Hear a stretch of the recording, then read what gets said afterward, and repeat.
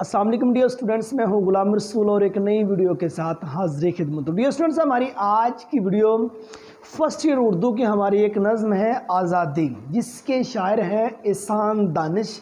आज जो नज़म आज़ादी है हम उसके अशार की तशरीह पर बात करेंगे। देखिए डियर स्टूडेंट्स, इस नज़म का जो पहला शेर है कि वो देखिए, इबादत है सरापा जज्बा तामीर आज़ादी, शहादत मुस्तकिल एक सुर्खी तहरीर आज़ादी। इबादत है सरापा। सरापा का मतलब होता है सर से लेकर पाँव तक। जज्बा तामीर आज़ादी मतलब कि आज़ादी को तामीर करने का जो जज्बा है वो सर से लेके पाँव तक जो उनसे है वो इबादत है। शहादत मुस्तकिल मतलब मुस्तकिल लगातार आने वाले वक्त में एक सुर्खी। सुर्खी का मतलब होता है हेडिंग, या सुर्खी का मतलब होता है उन्वान। तहरीर आज़ादी मुराद आज़ादी के हसूल का शौक़ सरासर इबादत है। मतलब आज़ादी को हासिल करने का शौक़, आज़ादी की जो लगन है वो सरासर डियर स्टूडेंट्स इबादत है। और आज़ादी के मज़मून का उन्वान बुनियादी तौर पर कुर्बानी का नाम है। डियर स्टूडेंट्स, ये आपका शेर है। ये नीचे जितने मैंने तशरीह नकात लिखे हैं ये सारे के सारे इस शेर के उन्वानात हैं। अगर इसमें से कोई आपको 2-3 भी याद रह जाते हैं तो आप इस शेर की जो सी है तशरीह वो बहुत ही अच्छे तरीके से डियर स्टूडेंट्स कर सकते हैं। अब देखिए, इबादत है सरापा जज्बा तामीर आज़ादी, मुराद आज़ादी के असूल का शौक़ सरासर इबादत है, या आज़ादी के असूल का जो शौक़ है वो सर से लेके पाँव तक जो है वो इबादत। अब सिर्फ नमाज, रोज़ा, ज़कात, हज सिर्फ ये इबादत का नाम नहीं। नो डाउट ये इबादत हैं और इंसान को ज़रूर करनी चाहिए। अगर आप कैद में हैं तो मुझे बताइए आप नमाज कैसे अदा कर पाएंगे? अगर आप कैद में हैं तो आपका रमज़ान कैसे गुजरेगा? अगर आप कैद में हैं जो दीगर अरकान इस्लाम हैं वो आप कैसे पूरे कर सकेंगे? कतअन नहीं आप पूरे कर सकते। उनको पूरे करने के लिए सबसे पहले आपको आज़ाद होना ज़रूरी है। समाजी तौर पर आपका आज़ाद होना ज़रूरी है, मुआशी तौर पर आपका आज़ाद होना ज़रूरी है, ज़हनी तौर पर आपका आज़ाद होना ज़रूरी है, कल्बी तौर पर आपका आज़ाद होना ज़रूरी है। मीन्स हर तरीके से आपका आज़ाद होना ज़रूरी है। इसलिए कहा गया इबादत है सरापा जज्बा तामीर आज़ादी। मीन्स आज़ादी का असूल सर से लेके पाँव तक जो है वो इबादत है। और आज़ादी का जो उन्वान है बुनियादी तौर पर वो कुर्बानी का नाम है। और आज़ादी तभी मिलती है जब इंसान कुर्बानियाँ देता है। आइए हम मौज़ूआत वो सारे के सारे डियर स्टूडेंट्स देखते हैं। सबसे पहले आज़ादी की अज़मत और अहमियत को बयान किया गया। जो आज़ादी की बड़ाई है और आज़ादी की जो अहमियत है उसको बयान किया गया है। जिससे मैंने आपको पहले बात की, आज़ादी के बगैर कोई सोसाइटी, आज़ादी के बगैर कोई माशरा, आज़ादी के बगैर कोई गांव, कोई कस्बा, कोई टाउन, कोई शहर, कोई सूबा, कोई मुल्क तरक्की नहीं कर सकता अगर वो आज़ाद नहीं है। तो ये है आज़ादी की अज़मत और अहमियत। अगर आप आज़ाद हैं, समाजी तौर पर आप आज़ाद हैं, मुआशी तौर पर आप आज़ाद हैं, कल्बी तौर पर आप आज़ाद हैं, ज़हनी तौर पर आप आज़ाद हैं, तो आप अपनी ग्रोथ देखिएगा दिन ब दिन। मतलब कि आप हर लिहाज से आगे निकलते जाएंगे। हमेशा उन कौमों ने तरक्की पाई है जो आज़ाद हैं। उसके बाद आज़ादी एक इबादत है। डियर स्टूडेंट्स, आप बाकी इबादत हैं, नमाज है, रोज़ा है, ज़कात है, हज है, ठीक है ना, बाकी इस्लाम के जितने अरकान हैं वो सारे के सारे इबादत के ज़िम्मे में आते हैं। लेकिन अगर आप कैद में हैं तो मुझे बताइए आप कैसे ये तमाम के तमाम इस्लामी अरकान जो उनसे वो पूरे कर पाएंगे? नामुमकिन हो जाएगा आपसे पूरे करना। उसके लिए आपको आज़ाद होना ज़रूरी है। इसलिए कहा गया आज़ादी एक इबादत है। कौम की तामीर व तरक्की के लिए मुसलसल जिदोजहद आज़ादी का नाम है। कौमें तब तरक्की करती हैं जब मुसलसल जिदोजहद करके इंसान आज़ाद हो। देखिए, हम बरसगीर पाक व हिंद में पाकिस्तान के रहने वाले हैं। हम ये अलग एक कंट्री, अलग एक मुल्क इसलिए हासिल किया, हम इसमें समाजी तौर पर, मुआशी तौर पर, माशरती तौर पर, ज़हनी तौर पर और दिली तौर पर हर लिहाज से हम यहाँ आज़ाद ज़िंदगी गुजार सके। और इसके पीछे ना ख़त्म होने वाला कुर्बानियों का सिलसिला। हमारे आबाओ अजदाद जो उनसे हैं उन्होंने हर लिहाज से कुर्बानियाँ दी। अपना वतन छोड़कर मतलब कि दियारे गैर में जा बसे। मीन्स उनका वतन तो वो था, उनके लिए तो ये दियारे गैर था, लेकिन अलग स्टेट हासिल करना इसलिए पड़ी कि यहाँ हम इस्लाम के असूल और कवानीन के मुताबिक अपनी ज़िंदगी जौन सी है वो बसर कर सकें।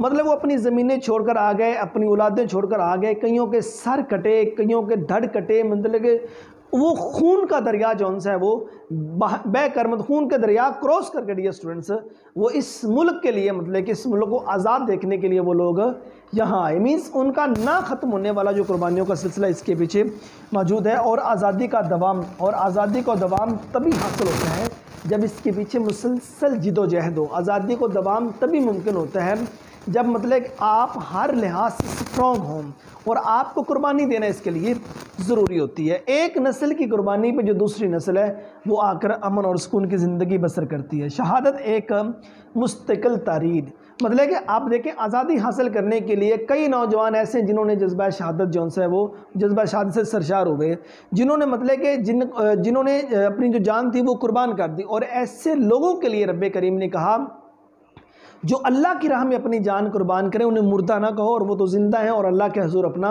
रिज़्क़ पा रहे हैं। और इसकी अक्कासी बड़ी खूबसूरत फैज़ अहमद फैज़ ने की थी कि जिस धज से कोई मक्तल में गया वो शान सलामत रहती है, ये जान तो आनी जानी है, इस जान की कोई बात नहीं, और ये बाजी इश्क की बाजी है, जो चाहो लगा दो डर कैसा, गर जीत गए तो क्या कहना, हारे भी तो बाजी मात नहीं। उसके बाद नई नस्ल के लिए पैगाम। अब नई नस्ल के लिए पैगाम ये है कि हमें मुमकिना तौर पर आज़ादी हासिल करना होगी।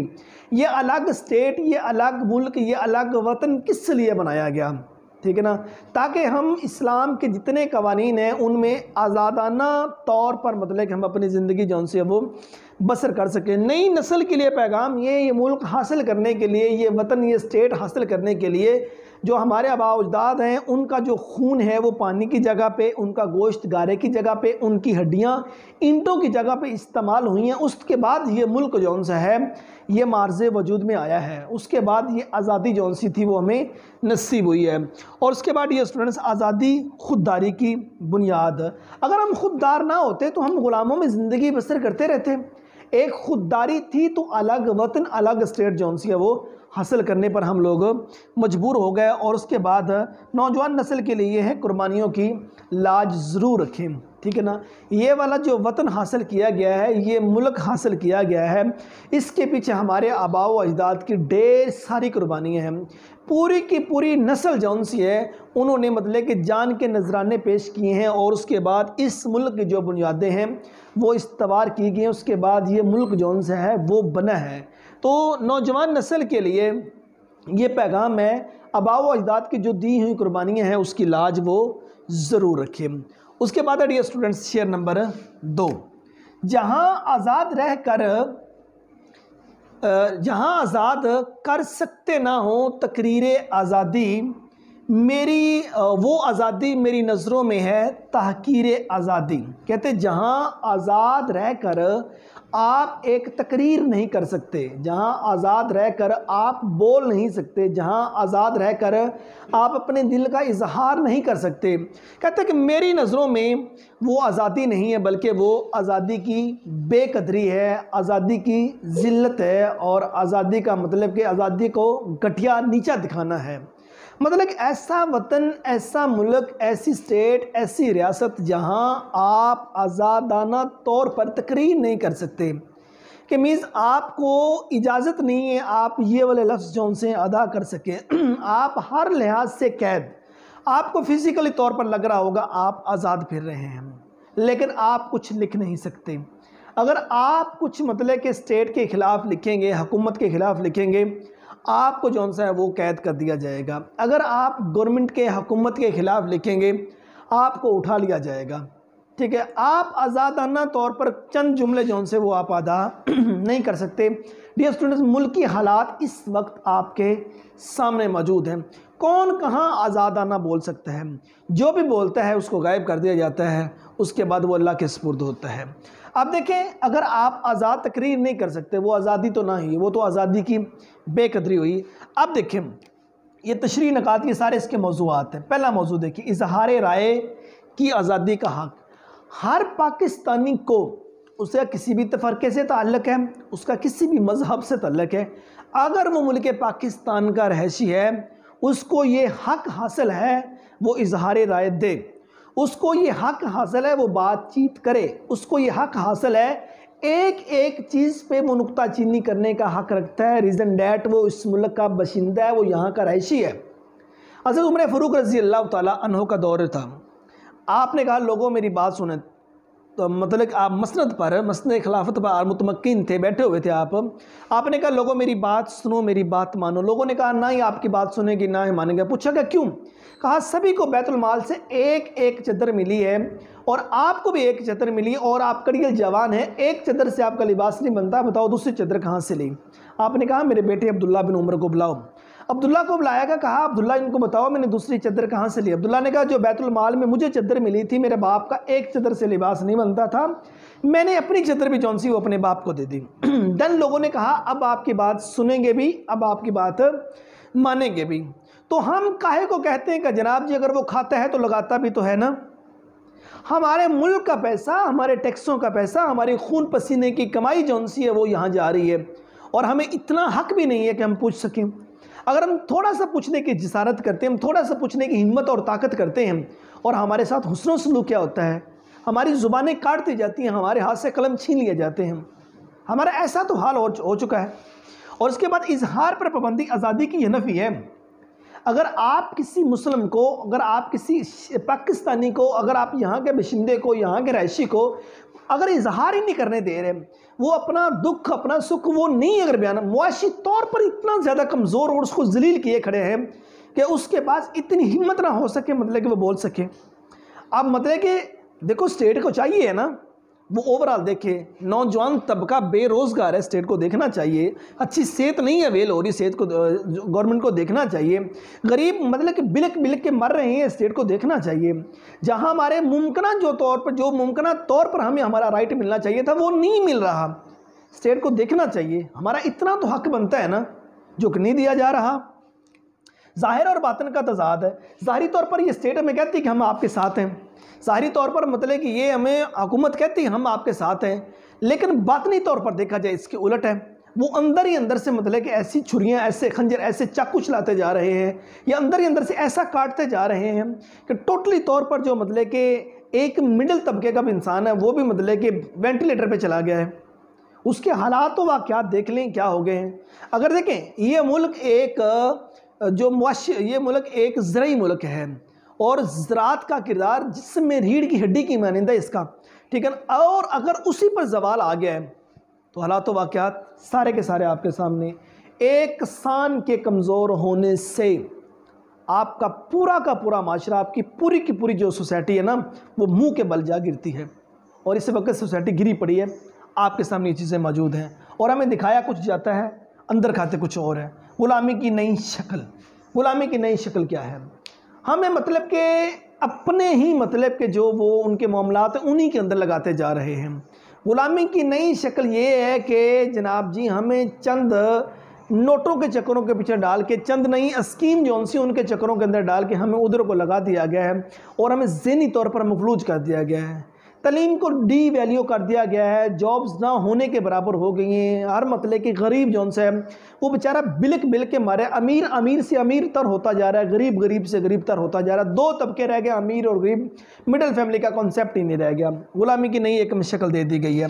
ज़ालिम हुकूमतों की पहचान, ज़ालिम हुकूमतों की पहचान यही होती है वो किसी भी मतलब इंसान को बोलने नहीं देते। हज़रत उमर बिन अब्दुल अजीज़ का दौर था, उन्होंने क्या काम किया, दो नहायत नेक रास्तबाज इंसान अपने यहाँ मुकर्रर किए। कहा मैं जहाँ कहीं गलत बोलूँ तो मुझे फ़ौरन से दूसरा आप लोगों ने टोक देना, फ़ौरन से आप लोगों ने डांट देना है। उसका नतीजा क्या निकला था, रियासत में हर शख्स को ये बोलने की हिम्मत हो गई थी, हर शख्स नुक्ताचीनी कर सकता था, हर शख्स पूछ लेता था हज़रत ये क्या है, ये क्या है, ये क्या है। और हम बोलें तो हमारे साथ क्या सलूक होता है, हम बोले तो हमें फिजिकली सजाएं दी जाती हैं, हम बोले तो हमारे ऊपर जुर्माने कर दिए जाते हैं, हम बोले तो हमें थानों के अंदर बंद कर दिया जाता है, हम बोले तो हमें जेल की सलाखों के पीछे भेज दिया जाता है। पाकिस्तान के अवाम का ये हालात कैसे गुजर रहे हैं आप बखूबी जानते हैं। और जालिम हुकूमतों की पहचान ये होती है कि अगर आपका जो राइट है आप उस पर भी नहीं बोलने देंगे। देखो, जो मेरा हक है, बीइंग अ टीचर, अगर मैं बोलूँ जो मेरा राइट है, मुझे उस पर भी नहीं बोलने दिया जाएगा। एक पाकिस्तान के गरीब आवाम में से कोई एक बंदा उठता है, वो मतलब कि उसका दुख है, उसका कर्ब है, वो बोल रहा है, तो उसकी सुने तो सही एक बार। उसको सुना नहीं जाना, उल्टा उसको सज़ा दी जाएगी। उसके बाद आज़ादी का बुनियादी मकसद, आज़ादी का बुनियादी मकसद, बुनियादी पर्पज़ ये है, हर बशिंदे का राइट है, हर आवाम में से हर इंसान का राइट है वो अपना इजहार कर सके। उसको बोलने का सबसे पहले हक, ये आज़ादी का बुनियादी राइट बनता है। उसको बोलने का हक और वो बोले और उसके बाद को सुना जाए और उसकी तकमील भी की जाए। और झूठ की हुक्मरानी, सच की हुक्मरानी तो नहीं होती। जहाँ सच की हुक्मरानी हो वहाँ हुकूमत करने वाला जो बंदा है वो रात के पिछले पैर मसल्ले पे बैठ बैठ के रोता है। अगर आपने सच की हुक्मरानी देखनी है तो तारा पलट के जनाब हज़रत उमर फ़ारूक रज़ी अल्लाह ताला अन्हो के दौर में चले जाए। नबी मोहतरम सल्लल्लाहु अलैहि वसल्लम के दौर के बाद जितने खुलफाए राशिदीन गुजरे हैं उनके दौर में आप चले जाएँ, हज़रत उमर बिन अब्दुल अज़ीज़ के दौर में चले जाएँ, वहाँ आपको पता चलेगा सच की हुक्मरानी है। जहाँ आपको आपका हक नहीं मिल रहा, जहाँ आपको आपके हक पर बोलने का मौका नहीं मिल रहा, जहाँ आपकी ज़बान को स्नब कर दिया गया है, आपके हाथ से कलम छीन लिया गया है, वहाँ सच की हुक्मरानी नहीं हो सकती, वहाँ झूठ की हो सकती है। और उसके बाद बदएतमादी का माहौल, इत्माद का माहौल नहीं है। अगर इत्माद का माहौल हो, हर किसी को बोलने का हक दिया जाए। अगर इत्माद का माहौल हो, हर किसी को राइट हो, आप बोल सकते हैं। इत्माद का माहौल है ही नहीं, बदइत्मादी है, जो बोलता है उसके साथ बुरा सलूक किया जाता है। ये थे हमारे पहले 2 अशार जिनकी तशरीह पढ़ी स्टूडेंट्स हमने आज बड़ी ही तफसीली गुफ्तगू की।